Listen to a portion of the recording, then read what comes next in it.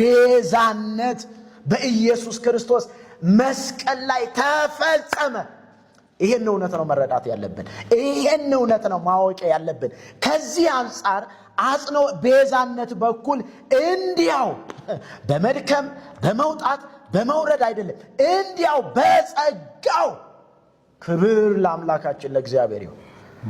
ይሄንን እውነት ነው መረዳት ያለብን። ሌላኛው ልጨምር፣ ሌላኛው በጣም የሚደንቀው ይሄ ሐዋርያው ጳውሎስ እግዚአብሔር ይባርከው የገለጠልን መገለጥ የሚደንቅ ነው።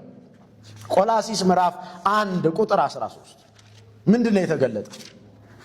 እውነቱንማ በደንብ መረዳት አለብን። እርሱ ከጨለማ ስልጣን አዳነን፣ ቤዛነቱንም አያችሁ፣ ቤዛነቱንም እርሱንም የኃጢአት ስርየት ወዳገኘንበት ወደ ፍቅሩ ልጅ መንግሥት አፈለሰ። እግዚአብሔር ይመስገን። እንዴት ደስ ይላል! በቃ ይሄን እውነት ነው መረዳት።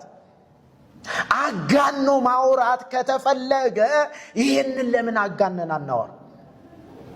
ነገርን ከማጠላለፍና ከማወሳሰብ ትክክለኛውን የቤተ ክርስቲያንን ቋንቋ፣ የቤተ ክርስቲያንን አስተምህሮ፣ ቤተ ክርስቲያን ልትናገረው የሚገባትን ለቤተ ክርስቲያን መስዋዕት ሆኖ ደሙን አፍስሶ የተመሰረተች